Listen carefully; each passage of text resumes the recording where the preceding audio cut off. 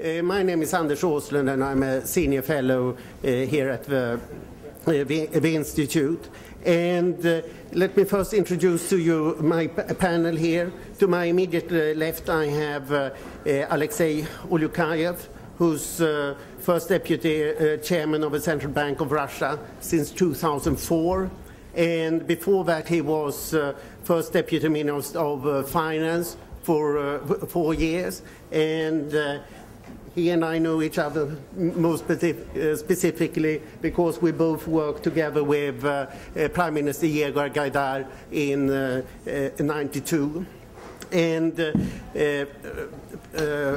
after him comes Sergei Guryev, who's our partner in the Russia balance sheet, and who is the Morgan Stanley Professor of Economics at the New Economic School, and he's the president of that school. He's also the president of the Center for Economic and Financial Research. So he's one of the leading economists and also think tankers in Moscow. And the next man here is Professor Alexander Dinkin, academician and director of the traditionally biggest economics institute in Moscow, the Institute of World Economy and International Relations, known by its Russian abbreviation IMIMO. And he's also a member of the Russian Academy of Science. Alexander and I worked together as economic advisors to Boris Fyodorov when he was Minister of Finance in '93. So we have an outstanding panel here. So I should say that Alexander Dinkin and Sergei Guryev are two, I would say, the two top think tank people on the economic side in Russia, and Alexei Ulyukayev, possibly the greatest authority on monetary policy. So with this introduction, I would like to start with the speakers in the order here, and I've asked everybody to speak for something like 15 minutes to begin with, and then we can have questions and answers afterwards. So the obvious questions to you, Alexei, are two. Russia currently has an inflation of about 9.5%. Your goal is to get inflation down to 7% this year. Will you succeed in doing that? And for a long time, Russia has been on the way towards a floating exchange rate and inflation targeting.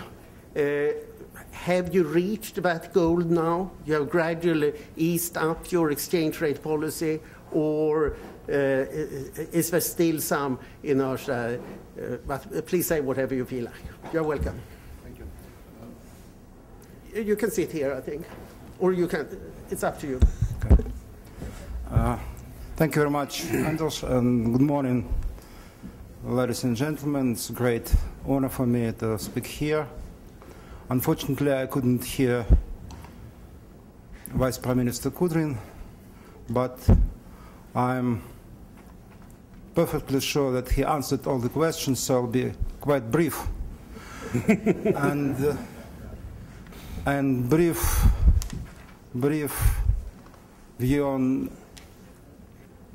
outlook for Russian economy remind me the short story I always remember in such a situation. It was in the early 90s, and first president of Russian Federation, Boris Yeltsin, was asked by foreign journalists, what is all about Russian economy? Briefly, just in one word. He said, good.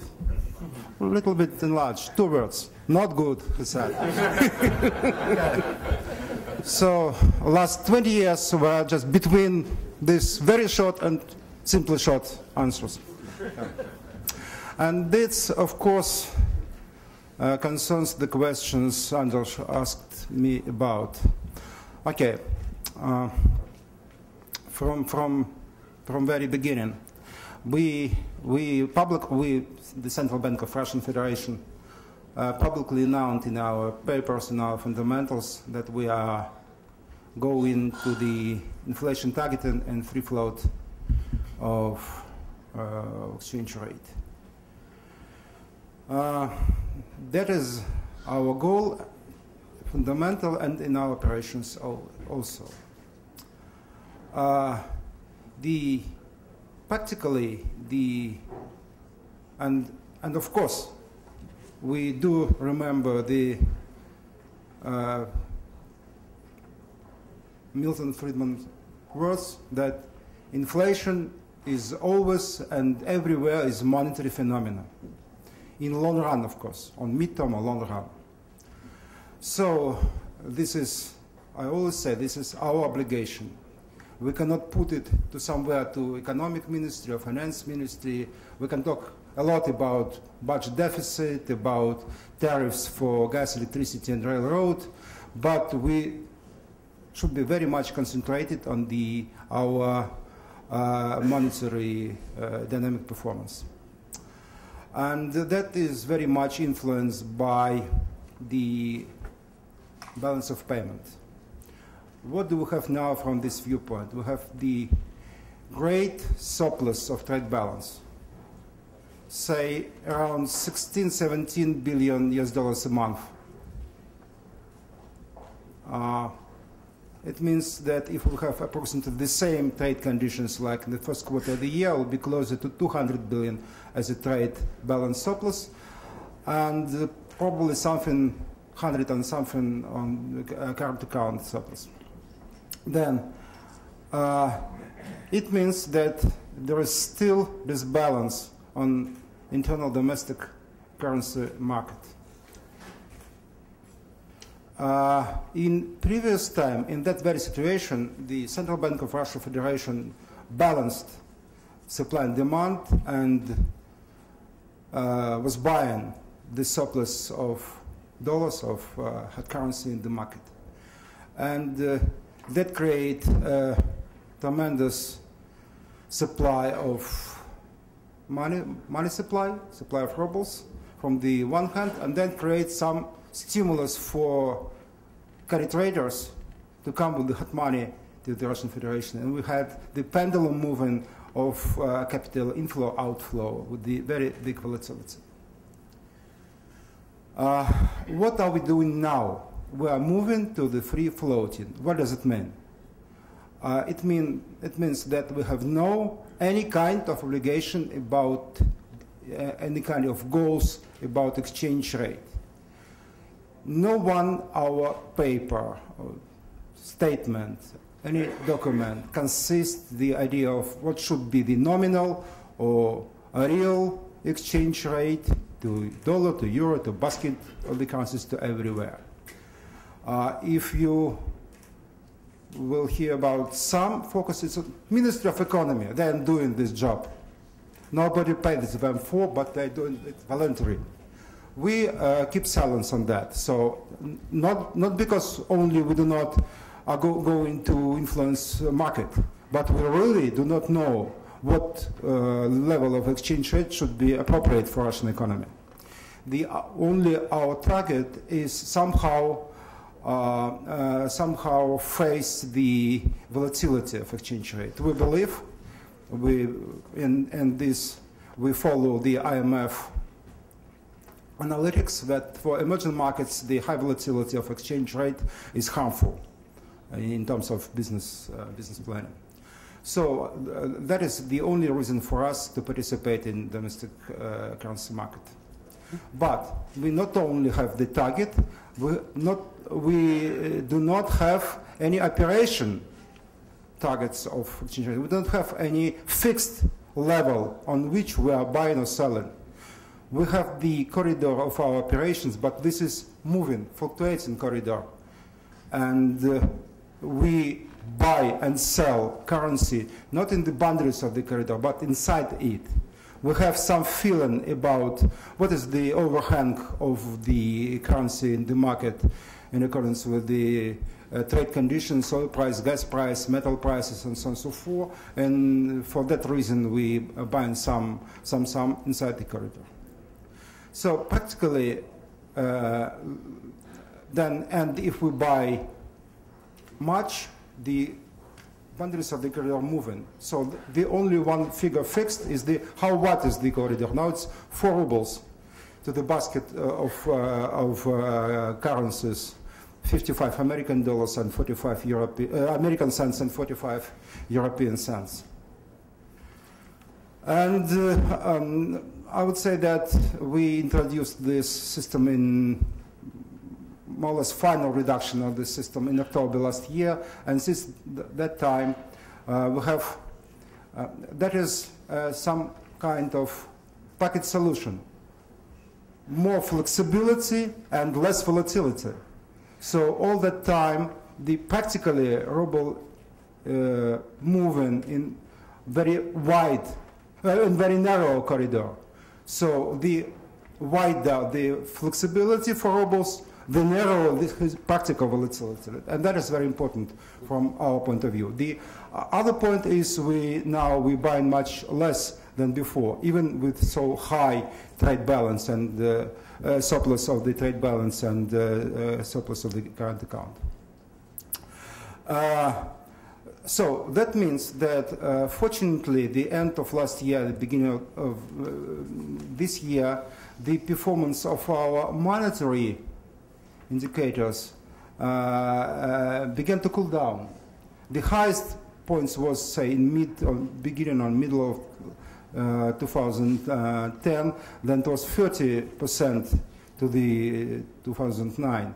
Now this is 23, 24%. It's still a big figures. Year to year, 23 to 24%. It's still big, but it's going down. This is going down tendency, and that is very important. But nevertheless, this monetary press is pressing the inflation situation. Unfortunately, beginning from July last year up to the January this year, it was a great wave of inflation acceleration in both CPI measurement or core inflation measurement. And it was different reasons, beginning from supply side shock for the food prices, and then supported by the demand side shock caused with this high level of money supply. But beginning from January, we have once again break of tendency, and now as it was said, the inflation is 9.5 to the April to April previous year. And February, March, and April, for these 3 months, the accumulated CPI index lower in this year than the year before. We still think that we didn't change our focus for our expectation for this year. Our focus was 7%. We still believe that it's possible to reach this target.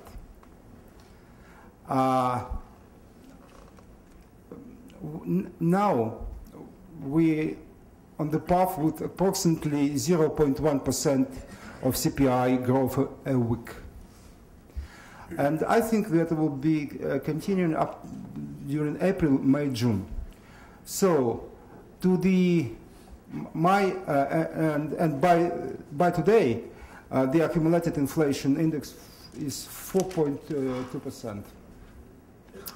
So my feeling is to the end of the first half of the year, we'll have something around 5.2, 5.3% of CPI. And we will have around 1.7, 1.8 to 7 to be accumulated to the end of the year. Then what do I expect? Zero inflation rate in July, August, September. And then approximately 0.1, 0.2 a week during October, November, December. And and only one precondition for it. We agreed with the Minister of Finance, and the Prime Minister and President both confirmed that non-additional oil and gas revenues, windfall revenues, will be spent this year. Sorry. Prime Minister's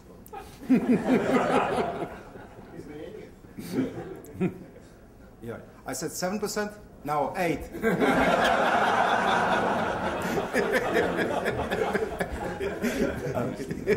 By the way, I remember the joke, which was a short story about phone talks.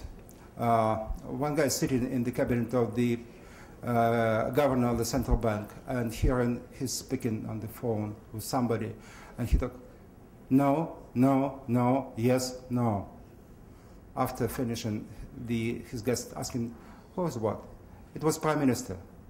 And what? He was, talking to me, what should I do with the inflation, with the monetary policy? And what? You hear? I said, no, no. But one time you said yes. It was when he asked if I can hear him well. So I coming back to 7 after that.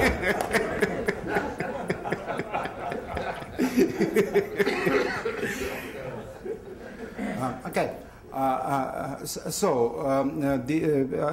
I said, oil and gas additional revenue should not be spent this year for some social and other expenditures.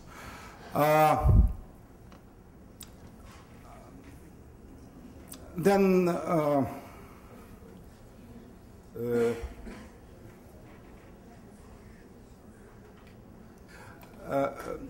once again about exchange rate. So I would say that we have dirty free floating. And probably, practically, most of the central banks of the world have more or less the same. Even those who declared that they have pure inflation targeting and pure floating, now in 2008, 2009, 2010, they did intervene in domestic currency market, they buy and sell currency and so on and so forth.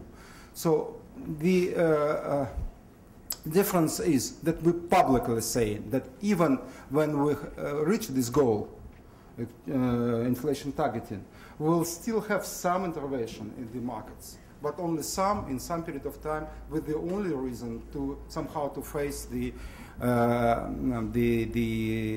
volatility of exchange rate, not for any other reason. But of course there is difference. It's easier to get a free float of the currency than really to get the inflation targeting, because for the inflation targeting you should have the efficiency working transmission channel of policy rate. And for that you have to have more deep financial market than we practically have now, so we work on that item. I mean about financial market development. So the things like central depositarium, the things like CCP, central counter partnership, be quite important. I do believe that this year we'll be finished with this legislation. It will be passed for the parliament, and we'll be working beginning from next year. It creates better conditions for that point. I didn't watch. If I have some time. He said it's up to me. Okay. In that case, a couple of words about banks, because as you know, the Central Bank of Russian Federation not only in charge of monetary policy or foreign reserve management, but also the regulation and supervision of the banks. And so my feeling is that the Russian banking system survived in more or less appropriate way during the crisis. Now we have a good balance sheets on the majority of the banks. I mean, there's no currency mismatch and other kind of mismatches, and the balance is much more balanced now. The risk diversification is taking place, and the risk is not so concentrated on some borrowers on some sectors of the economy as it was before. And also I would say that capital to asset ratio is in a good shape, also about 19%. Of course, this is partly because lending is not so high now, but we do not expect the really high lending anymore. And my personal feeling is that the rate of lending increase we had in 2006, 2007, 40 and even 50% a year, it's too high for economy. It was one of the evidence of the overheating of our economy. And our feeling is that 15 to 20% in nominal increase of lending should be fine for Russian economy, and it's exactly the rate we have in the second half of last year and now. So 1.2% a month would be appropriate rate, I think, for that reason. And the great problem of Russian banking system is high participation of this government, and by the way, of the central bank also as the owner of the banks. We're still owner of the 57% of this bank, the biggest bank of Russia, and the government still have 85% of the number 2 bank, VTB, and 100% of Rossельхозbank. And but fortunately, they are moving to privatization of that institutions. And this year, we're going to buy this 7 plus something % of the shares of this bank, which is the amount which is bigger than 50 plus 1. And we, unfortunately, we couldn't go down from 50 plus 1 because of the law. And if we will change the law, our feeling is we'll still moving to additional privatization of additional parts of the shares of this bank. So they have this 3-year program of the privatization of the banks, and as you know, now it was decided that the high representatives of the government should leave the boards of the banks, and so it means that Minister Kudrin will leave the chairmanship of the board of the TB, and we replaced them by independent directors. So my feeling is it's a good step to the right direction of the denationalization of the banking system. So probably I'll stop at that point. Thank you so much. Thank you, but let me just ask, VTB has just bought a Bank Masquerie, which is not quite in line with privatization. How would you explain this? Okay, formally this is zero result play. So all the shares was under the state, and now it's state. I would say that cynically, now it's on longer distance from the government, because this is granddaughter of the government, not the daughter as it was before. But this is cynically, of course. Practically just the same. The point is, if the VTB will really move in to become normally a working public company with a decreasing share of the government. So it was declared that the government will be ready in period from 2011 to 2014 by additional 25% of the shares. My personal feeling that for both Sberbank and VTB, government and the central bank shouldn't have more than block in packet, more than 25%. And it's not very necessary, but it's some kind of compromise movement. But 25 is very reasonable for my mind level of participation. Thank you very much, Alexei. I want to turn to Alexander and Sergei with a very similar question. I'll start with Alexander. And the question is the big one. Is Russia modernizing or not? Are we seeing this happening? We heard Minister Kudrin saying quite sharply that yes, modernization is going on. Of course, WTO accession is a major part of this, and you have written about the oil dependency of the Russian economy as a major impediment and emphasized the oil curse. How do you look upon this, Alexander? What can and should be done? Andres, thank you for the floor. Thank you for invitation. I appreciate this opportunity. I'll start answering with a small question. I closed my account in the Bank Moskvy, in the Bank of Moscow, just immediately after this Lushkov thing. Very wise. Return back. You mean Lushkov? The new team. Well, I guess that audience already understood that Russian economic policy already again at the crossroads. And what is important at this juncture? I guess, first of all, is the consequences of the recent economic crisis, because our economy were very badly damaged.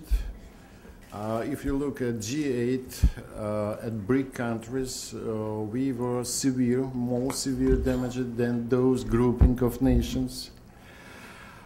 And secondly, due to MENA, or Middle East, Northern Africa events.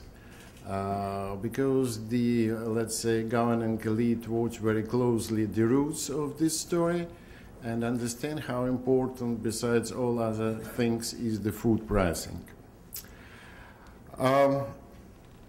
So we are still not reaching back the GDP level of 2008, pre-crisis level. We're still something like 4% behind in the recent year. And we have maybe, the strategy 2020, which presumes that in the year 2012 we would increase our GDP by 37–38% in comparison with 2007. It doesn't happen, and it proves that this strategy was completely unrealistic. Looking ahead, we just accomplished our long-term outlook at IMMO. And our guess is that our economy would grow slightly above 4% before the year 2020 and 4.5% after 2020. What does it mean? It means that in the current debate, the Russian economy would grow slower than the global economy, and it was just the contrary in the first decade of this century. Looking at the possible scenarios of our development, I could show you basically three, let's say, versions of these scenarios. The first one is the focus on the traditional industries, the primary resources and low value added industries, and the economy would develop very close to the external world demand for these traditional commodities, and then giving impetus for development of non-primary sectors as well as services. To prove this scenario, I might tell you that during recent years, the share of the hydrocarbons growing by 3% as in the total share of our export. The second scenario is an accelerated development of non-extractive industries based on so-called self-reliance. The government appoints priority sectors as so-called engines of growth. Government role in the economy expands, mobilization budgeting is used, and import substitution is promoted to force business to invest and to innovate. And we may see also some signs of this scenario. I mean big state corporations, financial so-called development institute, 5 directions of, let's say, technological change in the president parlance, or 27 technological platforms in the prime minister wards. So the big state is a driver for the state capitalism. This is the second scenario. The third one is the most desirable. It's integration of Russian companies into global value-added chains. It's support of non-oil companies and innovations. It's medium and small business development. Of course, mass attraction of foreign investment, technologies, and human capital. Graphically speaking, the first scenario means continuation of the existing economic models and depend on external demand for raw materials. The scenario number 2 and number 3 means a shift towards more supply-side economy. The second one suggests doing it in a more protectionist fashion.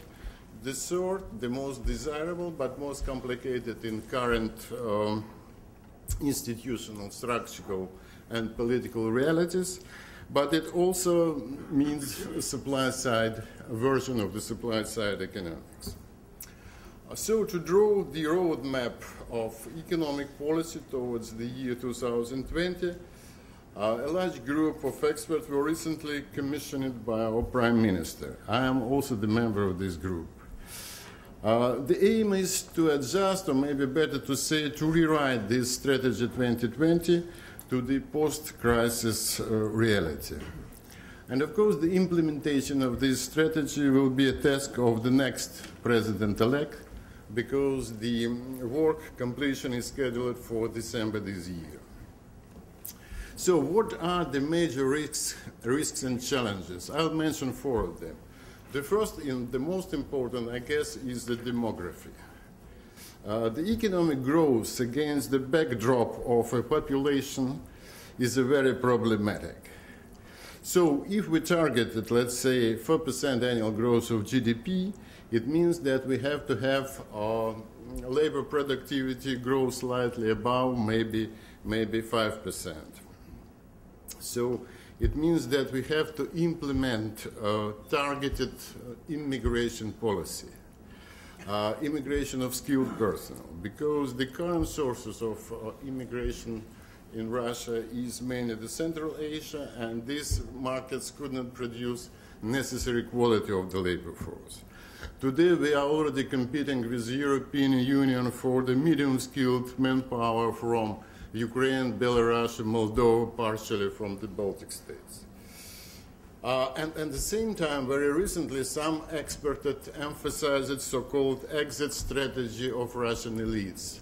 If you look at the capital flight, each portion of this capital flight is rather small. It's $500,000, $1 million, $2 million. But I guess it means that transaction costs of departure, of moving abroad, became less than the transaction cost of normalizing the quality of life inside the country, especially if we look at the education, at the health care, at the safety, especially for the kids. And this is, of course, a new and peculiar event, but I guess that the part of the current capital flight could be explained by this fact. Third risk and challenge, of course, hydrocarbons, and Minister Kudrin already spoke enough about that. I guess that it's provocate, of course, rent-oriented model of social development. It's provocate spending-based solution, especially in the time of two elections. I guess that this so-called oil cause or нефтяное проклятие could be solved if we would manage to legally elaborate the scheme of using these petrodollars. Because currently, I guess you understand what does it mean, those money, but if we could manage that economy demand money according to its need and not to the amount of the petrodollar influx, that would be, of course, much better for Russian economy. And I guess we have some international cases such as Norwegian or Chilean national funds who operate according to the legislative procedures. The third challenge is, of course, poor quality of institution and corruption, and I guess that the scale of the problem make this a key issue and, in fact, a political one. I guess that after crisis, in the global economy, they developed a new vision of macroeconomic stability. In the past, two key features, such as good macroeconomic fundamentals and the size of domestic market, compensated our institutional failures. It is not true right now after crisis, because I guess that still Russia quite satisfied to Maastricht criteria. Our domestic market is number 8 in the world, but this is no more enough, because Russia is losing its attractiveness from the standpoint of investment risk to reward ratio. And of course, we are currently losing global competition for investments. And the final risk which I would like to mention is, of course, innovation stagnation. The innovative demand of business and households is covered mainly by imports. 65% of business innovative spending is on imported machinery and equipment. And low innovation activities by Russian business is a chronic problem of our national innovation system. Our research budgets of corporations are no more than 15–20% of total national investments in R&D. So I guess that key problem is that the access, as we call it domestically, administrative resources, is more important than the reach to the customers and clients. And of course, this is clear moral hazard, and in our economy, it's better to be big with indebtedness than small and efficient. So the bigger company, the softer financial constraints it faces. In other words, the small is not yet beautiful in Russia. If you look at the situation with the so-called pinpoint innovative projects such as Superjet or GLONASS, its Global Positioning System, or space launcher Angara, all these projects are 5 to 8 years behind scheduled time. So on this, let's say, all this part of the picture of our economy, they of course brings the idea of modernization which Mr. Medvedev put forward. In my perception, the debate what modernization is all about is already drawn to be close, because it's clear that it is not just technological modernization. Of course, this is understanding maybe of the expert society. Not all politicians would accept such an interpretation. And during this work for 2020 strategy, we suggested rather comprehensive policy mix, not only, let's say, some ideas, some steps towards acceleration the innovation activity. I guess the privatization would be important, and you already heard some figures. In my perception, it should have not only fiscal, but social and political means. I mean that we have to intensify the formation of non-oligarchic layer of proprietors and of the middle class. And the dominance of large companies blocks individual initiative.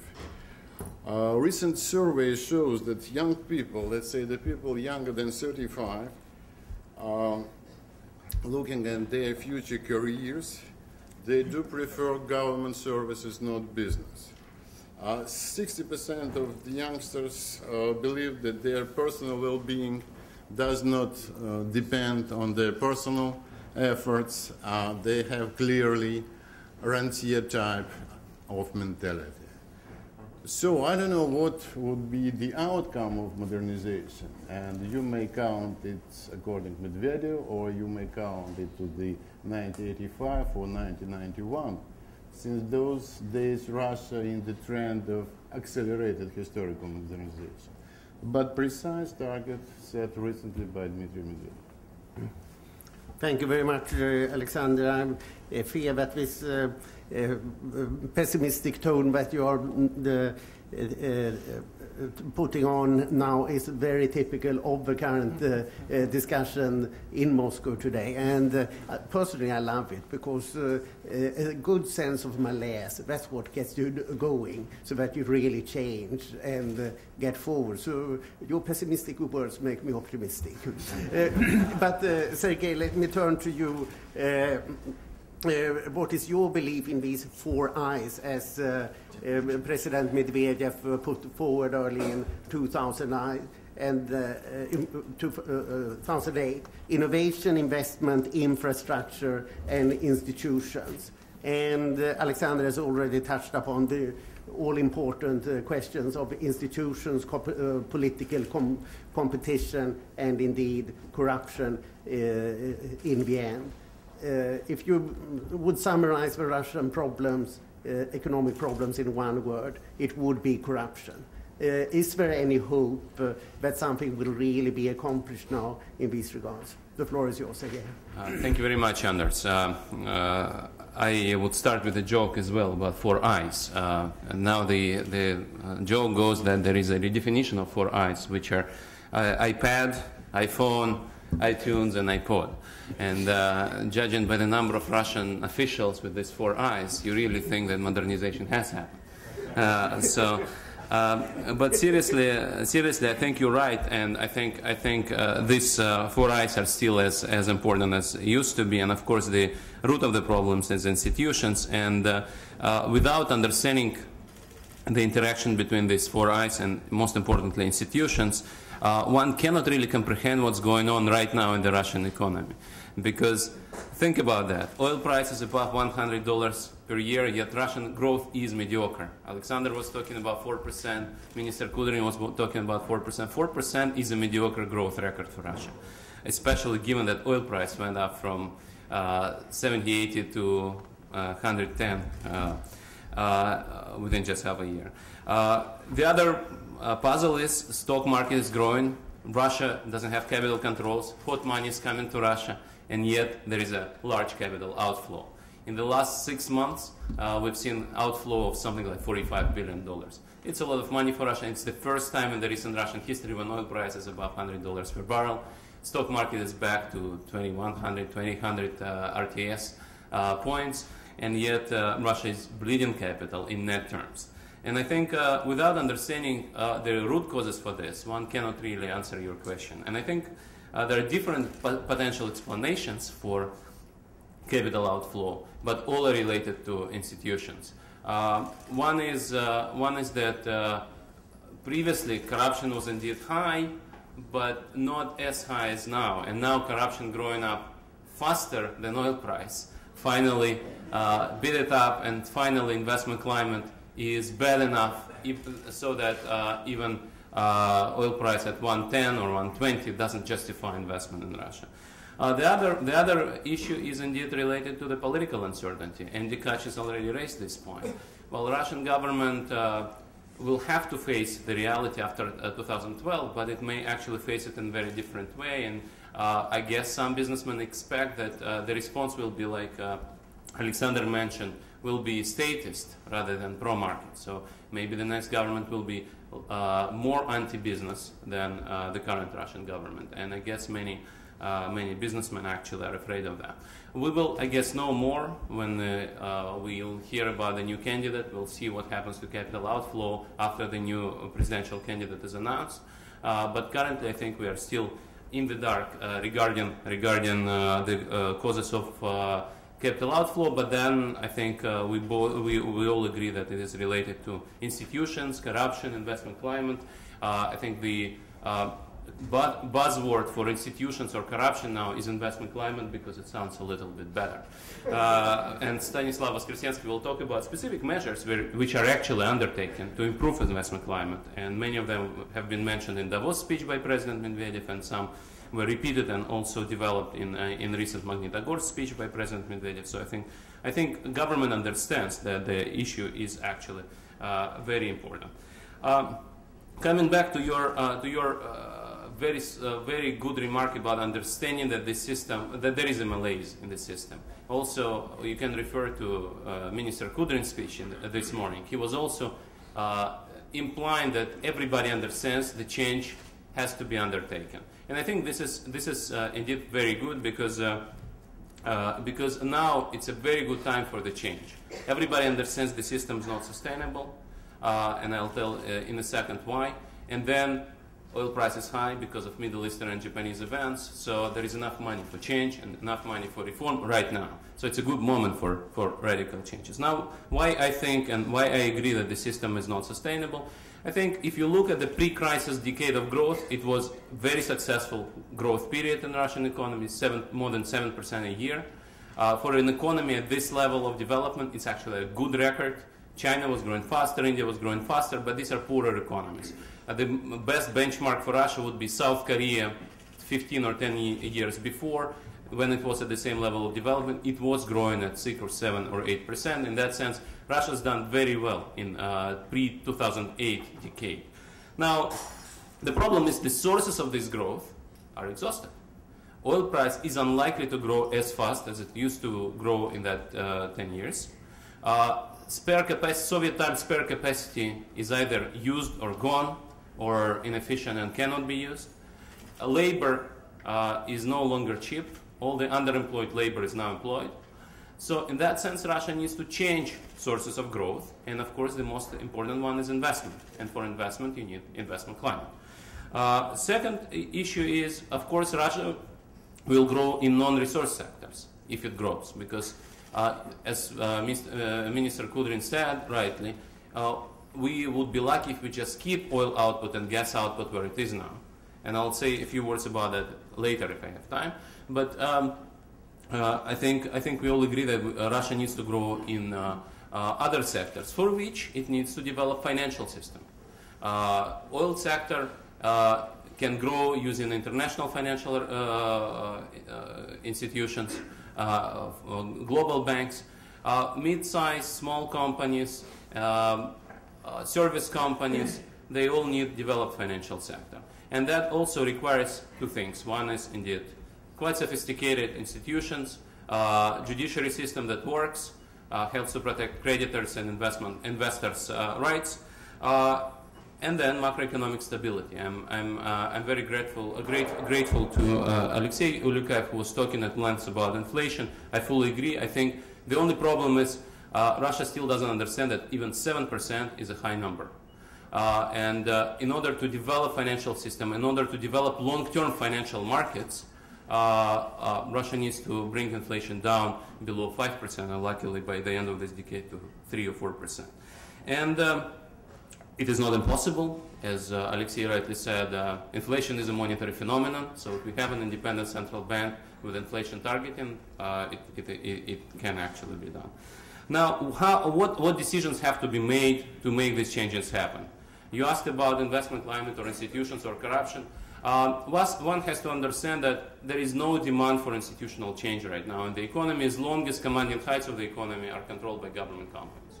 Government companies are fine with the level of institutions which there is now in the Russian economy. They don't need better courts. They don't need fighting against corruption. They thrive on corruption, of course. And in that sense, I think we need to undertake two major reforms: improvement of investment climate and privatization. And these things are complementary to each other. First, privatization creates demand for better institutions. Indeed, private companies need better courts, need private property rights protection, need competition. On the other hand, if investment climate is not improved, government will not be able to sell the assets at high price, because investors know that if property rights are not protected, they don't want to invest in a country like this. And that would undermine the fiscal results of privatization. which will undermine the legitimacy of privatization. And in that sense, privatization and improvement of investment climate are, of course, complementary to each other. This will have to happen because, well, as Minister Kudrin said, even at this oil price, Russia is kind of running out of cash. And if oil price goes below $90 per barrel, which is reasonably likely, Russia will run budget deficit and will have to sell. The good news is we already are discussing majority stakes being privatized, not only minority stakes. Because if we only discuss minority stakes being privatized, it will not create demand for improving investment climate, fighting corruption. It will not improve the governance of the companies. So in that sense, I think we need to be realistic that with privatizing 7% here and 10% there, we will not be able to achieve the main goal of privatization. Now, there are other things which will have to be done. Russia will need to join WTO. Most likely, Russia will have to rearrange taxation of the oil sector. I'll be happy to talk about that. Some people are afraid that if Russia creates a different system for taxing oil sector, it will run out of cash. But I think with privatization of controlling stakes in Rosneft and Gazpromneft, Russia can actually benefit from lowering tax rate because lower taxes on oil, at least on new fields in oil sector, will raise market capitalization of Rosneft and Gazpromneft, and so Russian budget will actually benefit from that. Russia will probably have to reform gas industry, natural gas industry, with all these exciting developments in shale gas, or scary developments in shale gas in the US. I think Russia will have to rethink how Gazprom should be run, and I guess that will also be a very difficult set of choices. Another issue is electricity market. Russia has not actually performed its obligations to the investors in the generating capacity. A lot of companies, well, including Gazprom, but not limited to Gazprom, also foreign companies invested in Russian generating capacity were promised liberalization of electricity tariffs. That hasn't happened, and that will, of course, send a very negative signal to potential investors in other industries, in other privatization deals. And so all of these things will have to happen. They will all involve difficult choices. Another difficult choice is, of course, related to the pension system. Pension system now is not sustainable. Whatever the pension tax is, 26 or 34%, over the next 10 years, something will have to be done. It's not only a Russian problem. All countries are facing that. US is facing this problem. French students and pensioners alike are demonstrating every year around Paris because French government is raising the retirement age by 2 years. I think Russia will have to do that too. Now, before elections, this is a taboo, but after the elections, it will have to be addressed somehow because Russian pension system is not sustainable. Now, the other question is exactly the question that Anders asked. Now, if we all understand the change must happen, we know that we need to find new sources of growth. In order to catch up with the OECD countries in terms of per capita GDP, we need to grow 6% rather than 3 or 4%. Will the change happen? Here, I think, I guess Russian elite is divided. On one hand side, everybody understands that, well, the change must happen.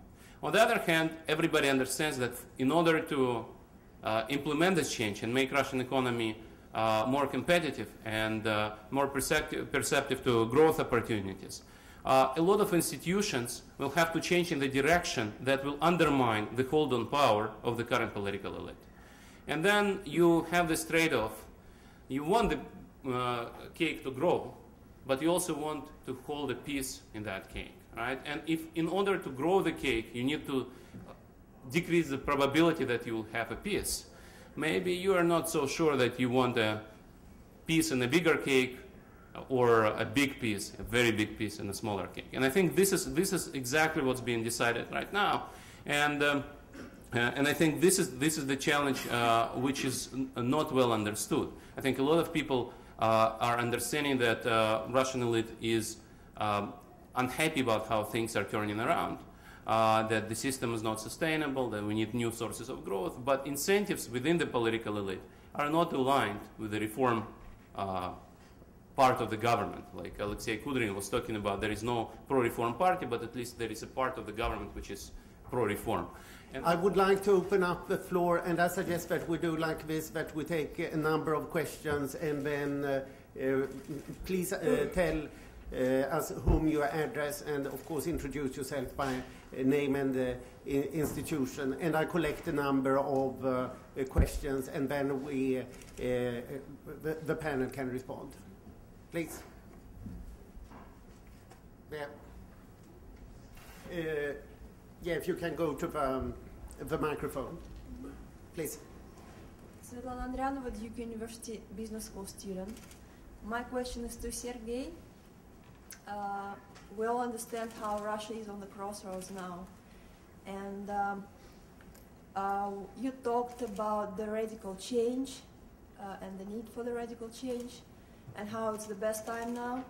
What do you think is the realistic time frame for this change and how radical it should be? Thank you. Thank you.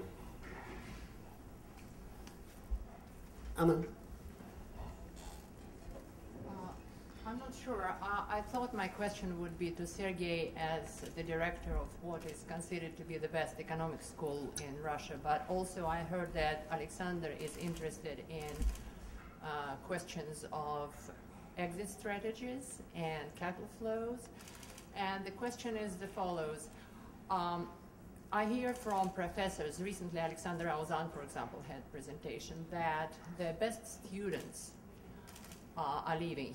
Alexander Auzan literally said, I'm tired, sick and tired of seeing my best students leaving Russia.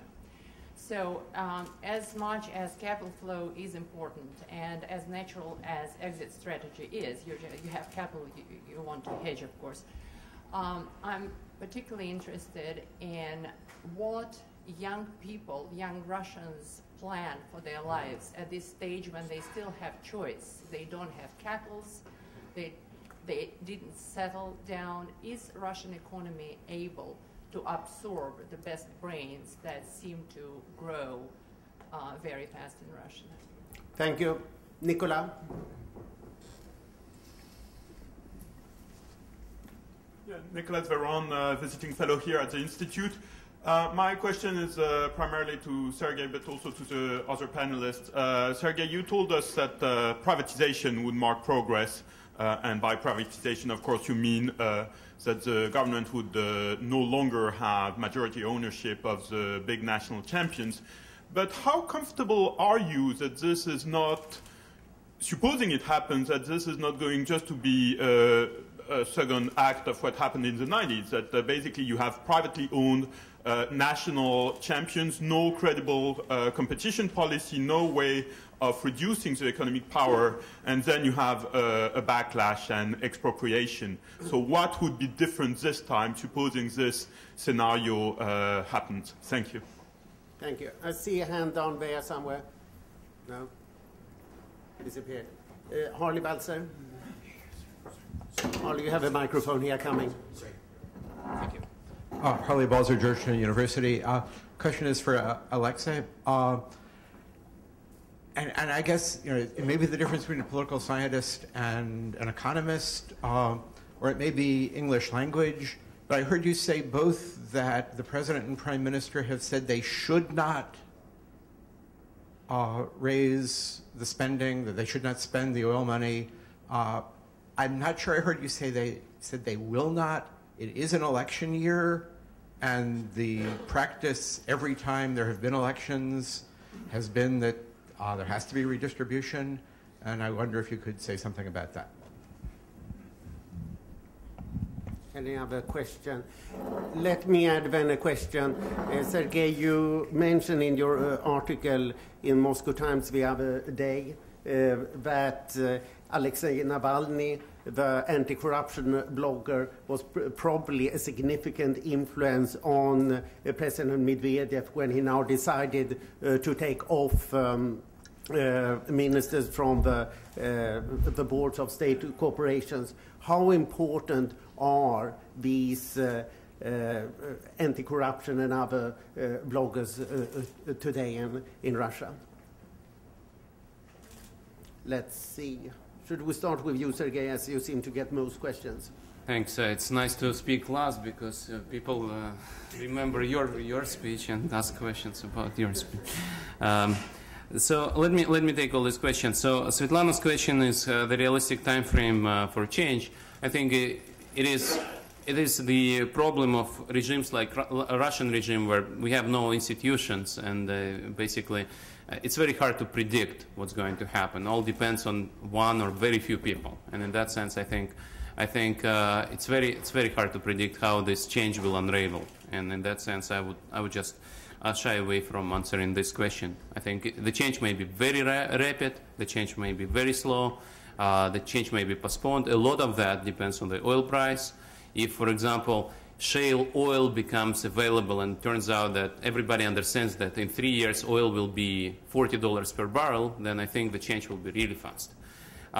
If, God forbid, some other Middle Eastern regimes fall apart and oil price goes up to $200 per barrel, then the change will be postponed by 6 years or something. So it's going to be very hard to predict. Coming back to the question of Anna on exit strategies, brain drain, and so on. I'm in this business for 12 years. We are hiring faculty in the international market. We are sending students, graduates to the PhD programs abroad. So I see that we do that every year. We see how hard it is to bring people back, how easy it is to send people abroad, whether people want to go abroad. There are some graduates of the New Economic School here who work here in the U.S. universities in this room. I would tell you a few things. 10 years ago, it was very hard to bring people to Russia, but people saw potential for making a difference to the country. Now, when we bring people back, people say, you have a great school now. 10 years ago, the school was just growing. Now it's a great school. It's actually the best school in post-communist countries. And it has some good faculty. But then they say the country is not as good, and it's not changing to the better. And a lot of the people would say, what you're offering us in terms of academic potential is great, but the city is not livable, and the country is actually not moving to the right direction. And this is a big, big problem for us now. Hiring faculty is very hard. On sending students abroad, well, we've always probably been fortunate to work with students who are cream of the cream, and these people find jobs both in Moscow and in the U.S. You go to an academic conference in the U.S., you see New Economic School's graduates who are professors in the West. You go to investment conference in Russia, you see New Economic School graduates who are very successful in Russian investment banks and banks. And in that sense, if anything, actually the number of people from our group, number of people who leave, is actually lower than before, because opportunities for successful business career in Moscow are now greater. But a lot of people will run. If I will tell you personally, a lot of people will really run if Vladimir Putin returns as president. A lot of people within the family made a deal. If this unclear situation continues as is, well, there is some hope. If we have the same person running the country for so many years, it symbolizes stagnation. And a lot of people will just look at the issues Alexander was talking about and will run, and exactly for the reason Alexander mentioned. Because Russia now is a rich country. Russian middle class can easily move, unlike, say, Egyptian middle class or Tunisian middle class. For a Russian middle class, high-skilled professional, it's easy to move. Now, does Russian government understand the problem? The answer is yes. If you look at the speeches of President Medvedev, in all the program speeches, he always mentions efforts to bring human capital to Russia, to repatriate the best of the Russian brains. Even Mr. Surkov, who occasionally is given isolationist speeches, occasionally he's very pro human capital circulation, break gain, and so on. The Skolkovo project has invested a lot of effort in bringing people back. And just give you a number of things. The law on high-skilled professionals working in Russia. Now, if you're a high-skilled professional, which is measured by earning $60,000 a year in business or half of that in academia, you get a 3-year work permit, no red tape involved. Now, President Medvedev is saying that we will recognize academic degrees of good Western institutions. This is a big breakthrough because previously it was reciprocal basis, whatever. Now unilaterally will recognize these degrees. It's a big issue because for many Russians who come back from the U.S. and universities, they are not integrable into Russian educational system because their degrees are not recognized. Then there is now a program called Global Educations for Russians, which has been advertised by President Medvedev. I am very proud that this program was developed by a few graduates of Harvard University and a few graduates of the New Economic School who put together a McKinsey-style presentation and actually managed to convince a lot of people in the elite. And this program is occasionally understood as a program sending Russians abroad. But actually this is a program for bringing back Russians with degrees from good schools, either to work in business or in academia or in the government, with the government supporting the reintegration of these people. And we are talking about 10,000 people, much less than in China, but still for Russia it's a great difference. So there are some initiatives like this which are going on. Coming back to Nicolas' question, how privatization can be different from 1990s? Well, I think the Bank of Moscow example is great because it shows you can sell Bank of Moscow in an open auction. Moreover, the law requires you to sell it in the open auction, and yet it wasn't sold in an open auction. And I think you can screw up privatization badly if you want. But then if you don't want to screw up privatization, then the markets are much more developed than in the 1990s. The interest to Russia is much greater. Macroeconomic stability is much higher than in the 1990s. Investment banks are there. Human capital in business is there. So in principle, you can actually privatize in a transparent manner, earn a lot of money, raise a lot of money. Like I mentioned the example of electricity generating companies. Russia raised a lot of billions of dollars selling the generating capacity. Unfortunately, these investors were kind of cheated on by Russian government not liberalizing the tariffs, but the very privatization was run actually very well. Talking about competition, I think it's a very important issue, whether the new owners will not be protected from competition, and this is why it is crucial to join WTO, then to join OECD, and import competition from abroad. And the very last question about Navalny, I think he's doing a great job. The majority of Russian population doesn't know who he is, but within the internet community he has an enormous impact. Just to give you an example, his video debate of his debate with Evgeny Fedorov, the chairman of Economic Policy Committee in Duma, was watched by almost 700,000 people. That's a lot of people for Russian internet. His blog is by far the most popular blog. And whether president reads this blog or his advisors read this blog or these ideas are circulating in whatever way, he's definitely having an impact. And I think it's actually very important that the president supports some of his initiatives because Navalny offends a lot of influential corrupt officials, and the support from the top of Russian government is very important to keep this person safe and alive. And I think the president's Magnitogorsk speech has extended the support, and I think this is extremely important. And I would explain the attacks against Life Journal, which happened a couple of weeks ago, exactly as a reaction to president's speech. The enemies of Navalny probably thought that they are not able to kill him anymore, so they have to destroy his blog through internet attacks. So in that sense, I think we'll see a lot of interesting developments in that respect. And I'll stop here. Thank you. Thank you very much, Sergei. Alexander, there were a couple of questions that concerned you, I think particularly of this problem of immigration of skilled professionals, and also the question of privatization. Please. Well, I guess basically it's normal because we are living in the age of globalization, and after the financial market, the market of the skilled labor is also globalized. So it's normal that youngsters find their jobs around the globe. It's abnormal that it's very difficult to find competitive jobs in Russia, and it's, again, this is derivative of our institutional climate. Our social elevators non-workable at all, and Look, I spoke about the biggest beautiful in Russia, and we do not have after crisis no Lehman Brothers, no GM. Everybody in place, all in their positions. So there is no opening space for new employment for the skilled labor. I guess this is the biggest problem. And of course, I share the Sergei's view that we have to import competition by any means, and this is why WTO is very much important. But look, what's our domestic debate? It's sometimes under the carpet, but we have very strong opposition for the WTO accession from the part of the business.